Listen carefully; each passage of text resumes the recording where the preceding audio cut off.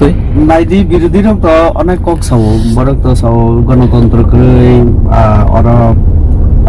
বড় বুত্রি মঙ্গলা এবং আমি যতটুকু চাইব না সারা ত্রিপুরায় যেন শান্তিপূর্ণভাবে চলে তঙ্গ এক দুইটা জায়গা হয়তো বা সাধারণ ব্যাপার